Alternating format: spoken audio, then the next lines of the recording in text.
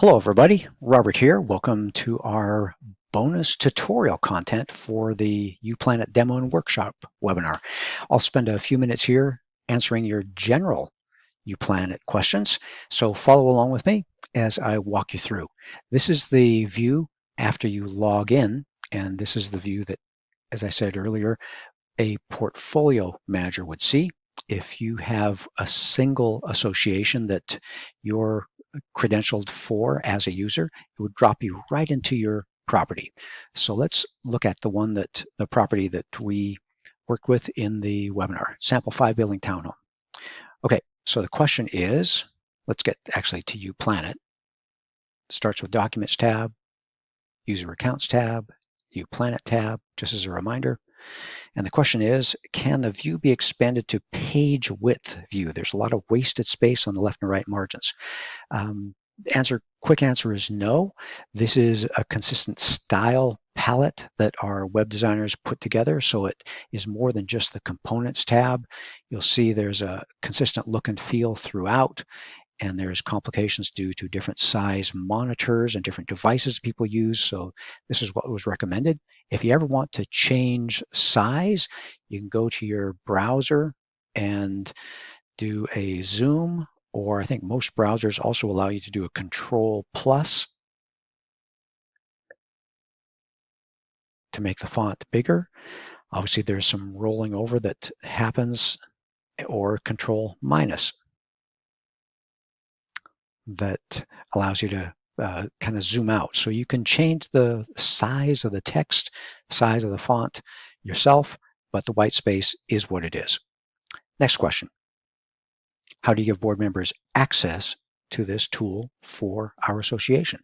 Well, you go to the User Accounts tab, and you have a choice. A privileged user, as you can read here, has access to uPlanIt. It's the last phrase there. A view-only user has less privileges, and you can see the last phrase, no uPlanIt access. So if you want to add someone to have uPlanIt access when they log in, let's do it. Everyone is identified by their email address, so let's do jane@uplanitdemo.com, okay? No search results found. Add a new user. Let's do just that. And let's go Jane and demonstrator, select female, select finance committee chair, and their role with the association is a volunteer. Notes, maybe you put in phone number. And there they are. Okay, they've been added as a privileged user, so they have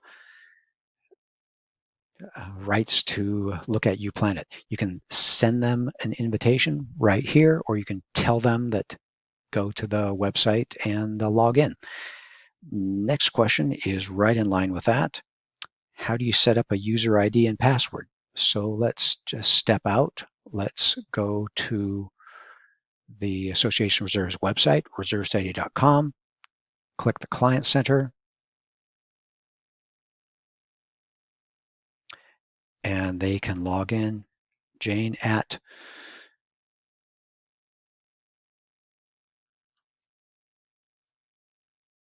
uPlanItDemo.com next. And how did I mistype that?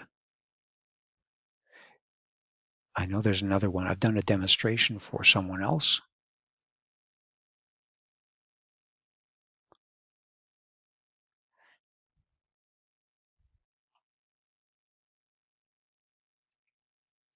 Fred at uPlanItDemo.com. There we go. If you're a new user, or if your password has been reset, or if you've forgotten your password, select Create Your Password. And this is a new user, so they would go to the Create Your Password screen and ask for a Create Password token to be sent to their email address, and they'll find out, they'll be able to set their own password. That's how that works. And they can go, once they've set their password, after they've received their email, they can go back to the login page and go to the next screen and enter with their password. That's how that works. And I'll review this recording and find out what typo I made. Anyway, let's get back to this. And then the question,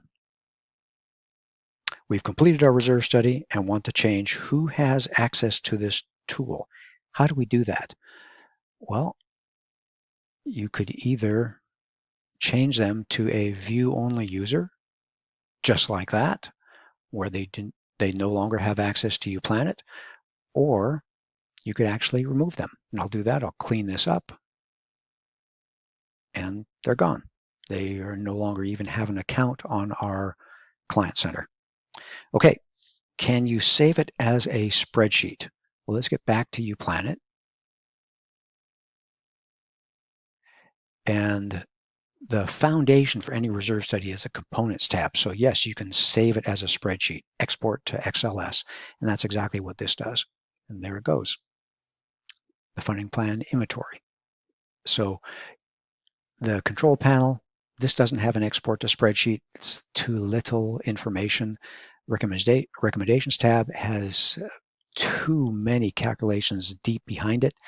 So all you do is print it. Funding plan override, same thing here. You can print it.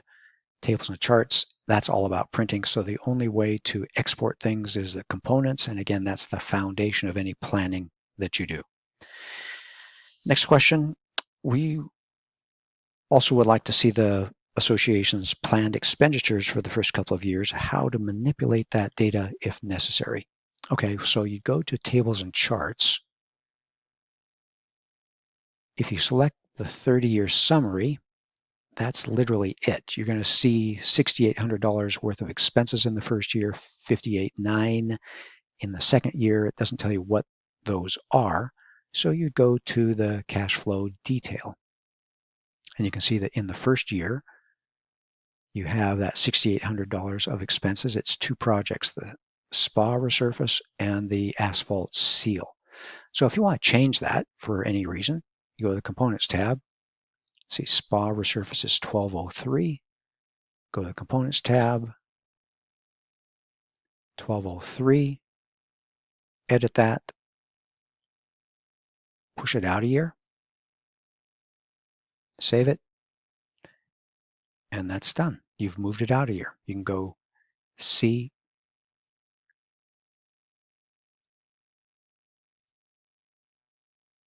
that the spa 1203 is now out a year. It's a slightly different number. It's been inflated with a year's worth of inflation. So that's how you move things around. That's how you can check. Like that's what you would do here for the 2025 plan. See, it's $63,000 worth of stuff. You can see what all it's made up of. Is that the right timing for this? Do you need to do something a little bit early or try to do something a little bit later for cash flow management? That's how you do that. Next question, is there a way to preview the report year by year and each component that needs to be addressed? So that's similar, pretty much the same question. You would go to the cash flow detail. I live in a 30-year planning type of world. You could do the same thing for 20 years, but it's a 30-year cash flow detail, and that's how you would see what's happening in each year. And that's it for the general questions.